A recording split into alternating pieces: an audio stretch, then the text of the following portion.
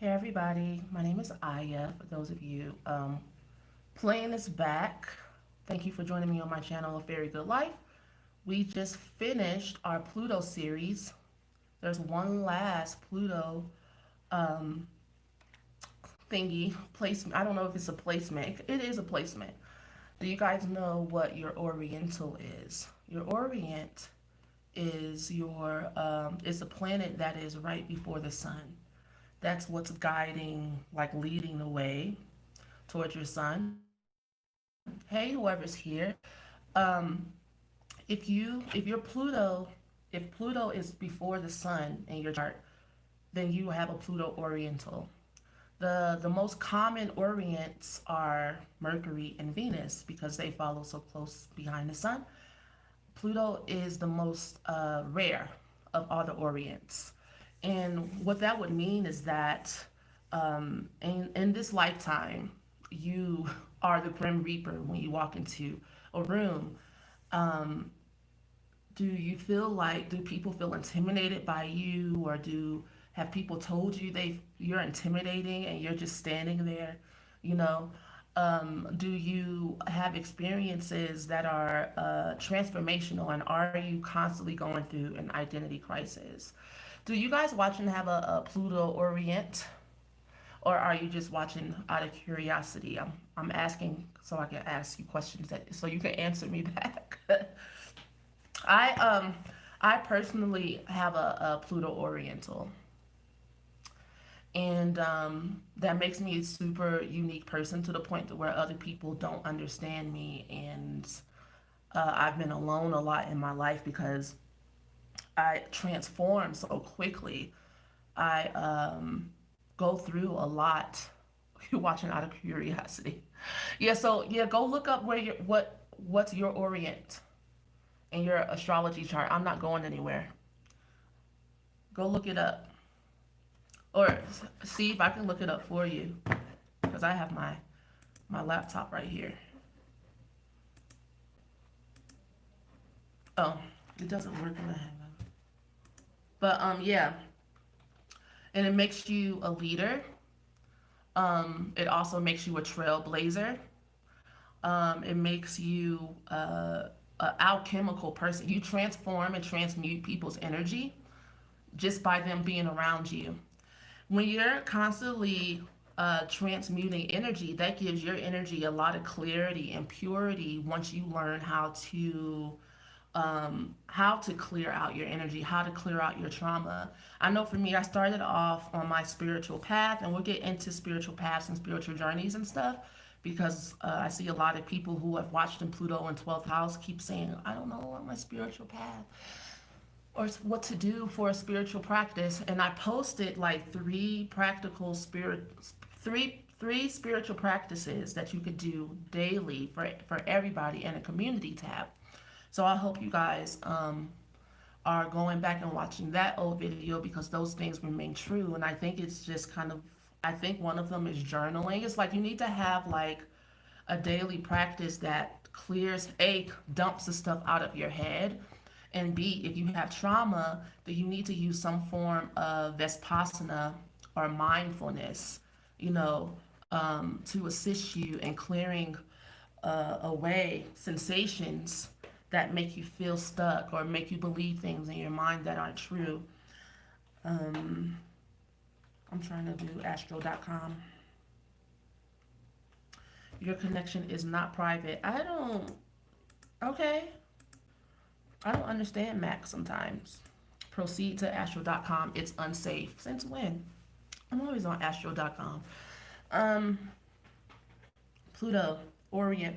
Oh, you'll have a lot of drama in your life, and it feels like you can't get your head above water. You can't catch a break. And honestly, it's because of a lot of the choices that you make as far as choosing the people. You have to get better at choosing people to be close to you. A lot of times you allow people in your space that cause you a lot of disruption. As you can see, I'm in Peru by myself, right? Um, and I say this to people I'm in relationship all the time. When I'm by myself, it's called a guiding planet. But I wanted you to look up your planet to see what it was. Yes, it does guide your life. It kind of leads the charge in front of the sun. People have, I feel like people have mixed up what the sun is. The sun is what you're evolving into this lifetime. It's not who you are. It's not necessarily what your purpose is. It is what brings you joy and why. What actually creates joy? I don't think people really know that. What creates joy is conquering something that's tough. It's like after I finished that last Pluto in the 12th house video, I was so joyful because it was so hard. That's what creates joy. When you conquer things that are challenging and you complete things that you know was that are tough to complete. And so your sun sign is what you're evolving into. So I have a Scorpio sun. I don't know how to be a Scorpio. I'm learning every day. It's tough to be a Scorpio for me. There's other parts of my chart, maybe like the Libra's energy, or uh, maybe even the Sagittarius energy is easier for me. I love to travel, you know. Um, but your Pluto Orient guides the sun. It leads the charge of your evolution in this lifetime. So, spiritual practice. Steve, are you back yet? Did you look up your what your what's planet is before your sun? That fly, get out of here. Just go, go. And then I open the window and it flies around the room. Ugh, and it's so big. All right, log in. So let's talk about spiritual practices. I recommend for anyone who doesn't have a spiritual practice. I know in the last video I made, I said, what culture are you attracted to? And that is a good place to start. But that still might be too vague for some people. Let me see if this is the right email. I recommend meditating with the Sri Yantra. And you can do that online. Like you can like pull up the Sri Yantra or the goddess Lakshmi, and I can't get no clarity. It's just going to remain fuzzy. Oh, okay. Um, and meditate and chant with Sri Yantra. Sri means happy. Yantra meaning like contraption, technical. So this Sri Yantra, some say that meditating with the Sri Yantra is more powerful than getting like say a statue of the goddess. The Sri Yantra, I'm actually it's Pluto. Oh, no wonder you're a shaman. That explains a lot. I love your Pluto series. My Pluto's in the seventh house and Uranus. Yeah, so that Pluto energy is tough because it makes you walk alone. And people, especially your family, depending upon where your Pluto and your Sun is placed, um, will shun the truth, because and plus they don't want to give you your props for who you are. And I feel like some people just may be blind to who you are. They don't know and they don't care. You know, it beats that way sometimes. Where's my mouse? Okay. Thank you for whoever, Michael, for liking my Archangel Michael for loving my Pluto series. I take people's names super literal because it means something. Everything means something. So yeah, meditate with the Sri Yantra and chant every day. It'll help you with your abundance. I'm actually working on an abundance karma workbook and workshop to like a course online. And I'm working with Lakshmi a lot. And One of my friends gave me a reading, and she was like, Oshun is showing up because that's the mythology that she knows. Oshun and Lakshmi are corresponding goddesses, okay? And so if you work with Lakshmi, she will raise your consciousness and raise your abundance, raise your health, raise your beauty, it just you up a level. And so when I was getting my reading, Lakshmi showed up in the form of Oshun so that my friend could understand. And she was like, you're working with that energy a lot. She says she likes it. Keep doing it. Of course she likes it. Lakshmi is happy. She makes you happy. And so when I finish the workbook, which what I will be working on today, this mouse, I might need a new battery. Of course, I'll let you guys know. It'll be working a lot with that Sri Yantra, working a lot with the mythology of Lakshmi so you can understand it. What's up? What's up, Carl? I'm calling you Carl. I don't know if that's what you like, but that's what I'm calling you. Because I don't know how to pronounce your name. Yeah, I need some more batteries for my keyboard and my mouse.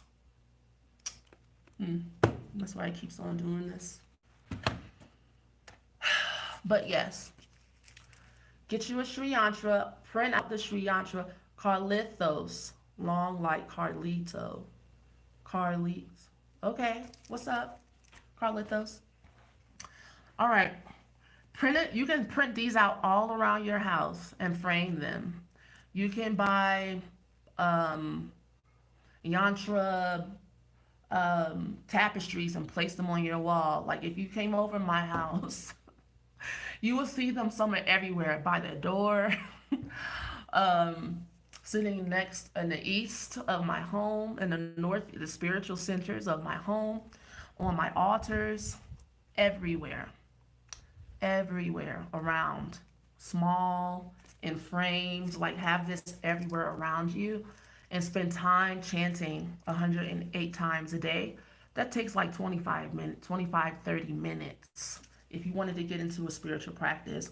There have been times like I remember when I was living out of my car and I was selling my cupcake soaps in the West End out of a warehouse, and I didn't know how I was going to make rent. It was slow. Business was slow.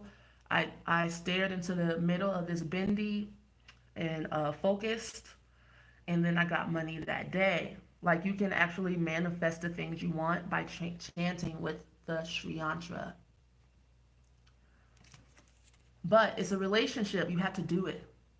You can't just do it 3 times and be like, it's not working. Like it actually has to be a part of your life. That's why I'm saying have that energy around you. If you feel like you need to make an altar for the goddess Lakshmi, she likes gold and she likes red. Um, yeah, so you can just download an image of her. You don't have to buy a statue, but you can download an image of Lakshmi and create an altar with the 4 elements on there. This is why I'm working on like courses and stuff, because then I'll still have to explain this stuff over and over again. Merc is moving into Libra. My Mercury / Libra is in my 12th house of Libra along with the sun. Well, yeah, this video is talking about the Pluto Orient. So that means Pluto would be your guiding planet, and right before the sun. Whatever planet is right before your sun sign is your Oriental. It's called the Oriental, also called the guiding planet. I want everybody to look up what their guiding planet is. Mine's in Pluto. The most commons are Mercury and Venus. But I'm not talking about a transit though. I'm not talking about the transits. This is actually a natal chart placement. Does anybody have any questions about like what we're talking about as far as like creating a healthy discipline, spiritual discipline for yourself.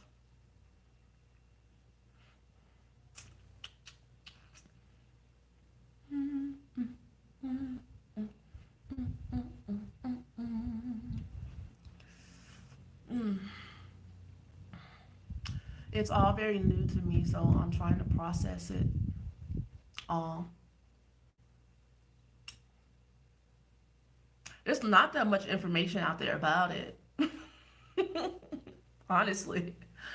With a lot of these placements, I see a lot of people telling me that my interpretations they've never seen before, and they're very accurate. Honestly, because I tap into the energy of the planets, and I am ancient. I don't. It would be unfair for me to say that I just learned this lifetime. That's not true. I began my process of remembering what I know at 13 years old. But I don't even look at the interpretations in books and online because they're super like generic. Oriental and Occidental, yeah, it's not that much info for sure. Not at all. It's an experience, so when you read the descriptions, look at your life experiences and see how those things have played out, and that's how you can make case studies. Which is why I'm always asking you questions, because I want to know. Because I want to know if what I'm seeing and sensing, my spidey senses, my oracle senses are correct or not. I mean, can I don't know. It's science. It's energy. How come so many people have the same experience just because of planetary placements? It's so interesting to me. I'm like, ooh, that is the definition of as above, so below. It's like, man, everything it comes down and it goes back up. I think that it's just so amazing and trippy. The computer program that we live in.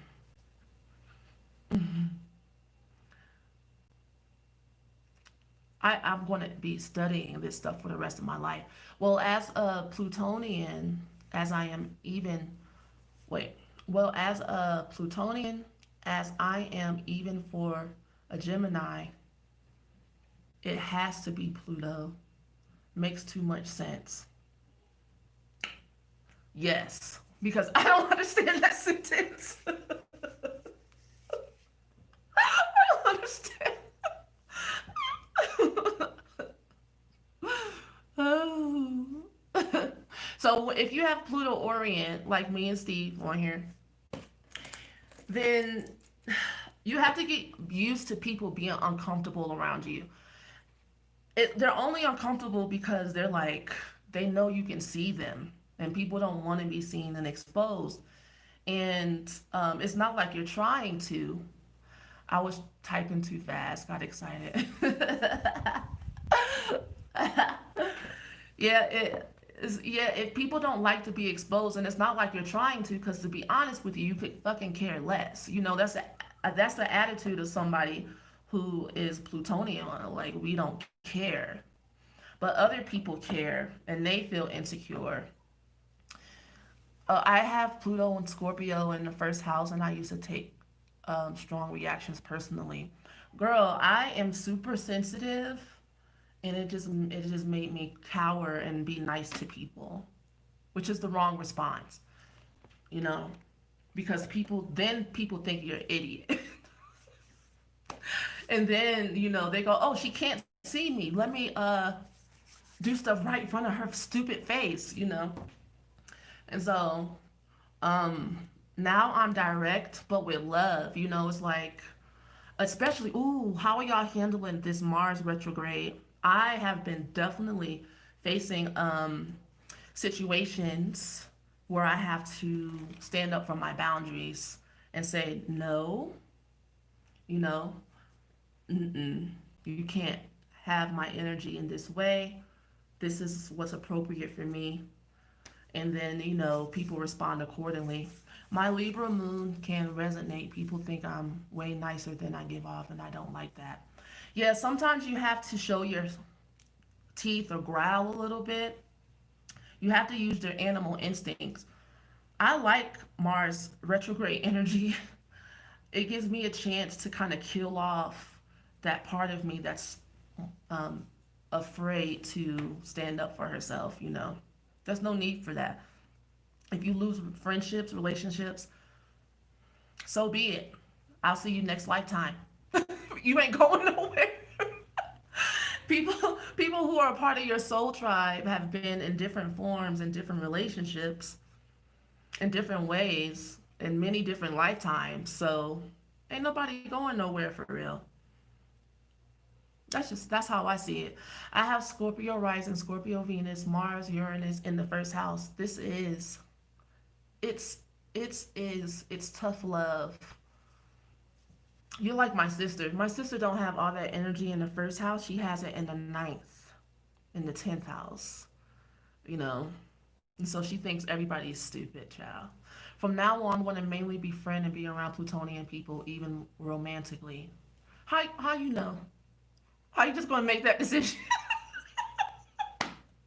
Although I will say, like, anybody that I have ever considered a best friend, Scorpio girlfriends, you don't, if you, even if you don't talk to them for years, if you have Scorpio friends, whenever you guys do talk, it feels like you've been talking every day. Like I have all my true girlfriends are Scorpios. Only the fake are afraid around me. Girl, yes, yes, Carl. Absolutely, the fake. They don't want to be exposed. They don't want to be exposed. But when you have all that plutonic energy, you don't care as long as you don't mess with me. As long as you don't get in my way, you know, we're cool. Like I don't care what you do as long as you ain't messing with children. You can do what you want to do. I feel like spraying my spray. Mm.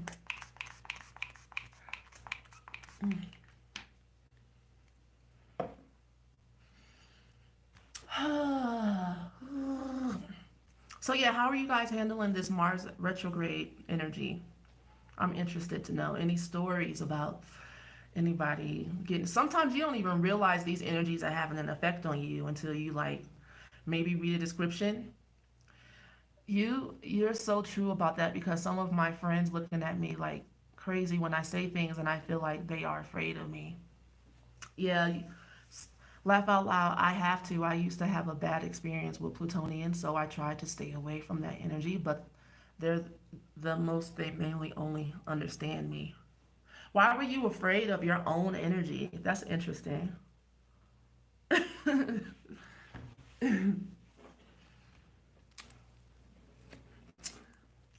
I feel like some people just rather be passive aggressive, and I don't have time for that. That's too stressful. I like to put everything plow right on the table. Bow. And let's talk about it and it's over. Let's just talk. So yeah, I was saying about that Mars retrograde energy. I was writing descriptions because I've been like working. That's my work. I was writing about it and I realized that I had some experiences with the shadow before it's even happened.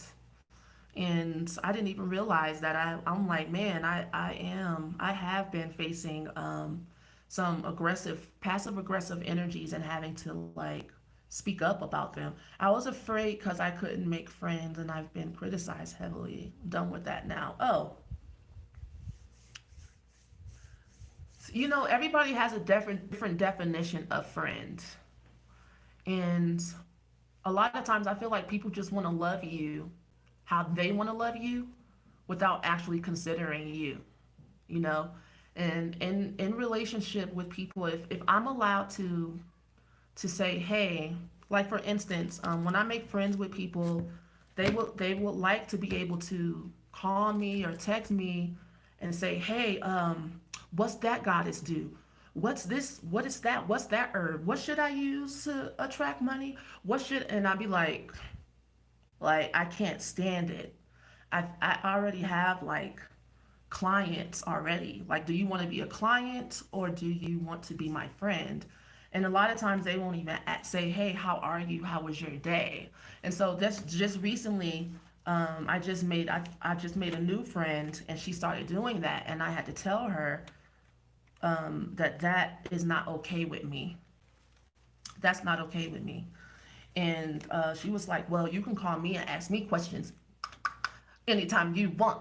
And I'm not going to be offended. And I don't think that's rude. I'm like, okay, I'm not saying you're rude. You're saying that, be considerate of me, like, and who I am and like what I do and how, maybe I might need a friend, like somebody to care for me sometimes and not just like contact me for esoteric knowledge. It's like, read, look it up, you know. And it's not a problem with people asking me, but it's just that it actually takes away my energy. Yeah, it actually drains me. Um and I know the difference. I know when someone Libra energy makes it hard to protect your boundaries. I have a lot of Libra energy. I have a stellium in Libra. I have a stellium in Libra.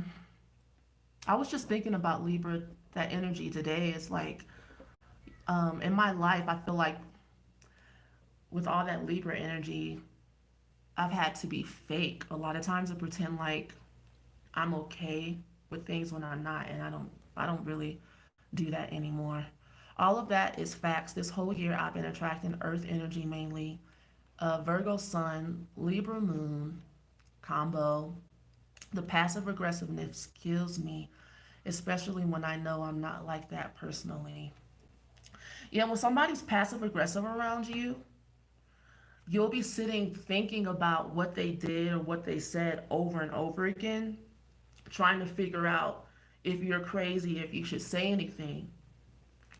If you leave someone's space and you're thinking about should you say something or should you not say something, what's it going to hurt except somebody's feelings for being maybe exposed a little bit? But like I was saying before, if somebody's really my friend, then me kind of like expressing my feelings or whatever, it shouldn't deter them from being my friends. I'm not calling you names. I'm not saying anything about you by telling you how something makes me feel. So when I confront someone and they don't want to make a correction, then that just lets me know right there you don't really care about me, and that's all I need to know.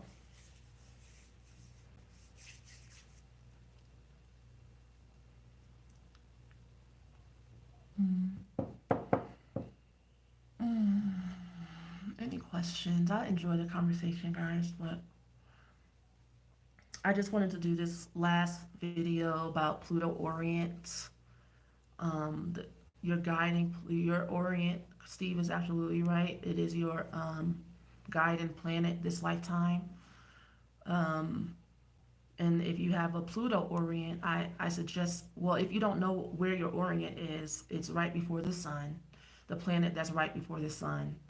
And I suggest that you look that up. It'll give you a bit more insight into what's leading you, what's guiding you this lifetime, what is your motivation for the things that you do. And with Pluto Orient, your motivation is most definitely to be as authentic as you can possibly be.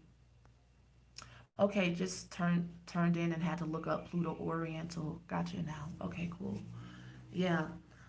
Your objective, if you have Pluto Oriental, is to be as authentic as you possibly can be, and that means you just might not fit in, and that's okay. And it's about becoming okay with that, and living your most authentic life, and that guide and planet will actually lead.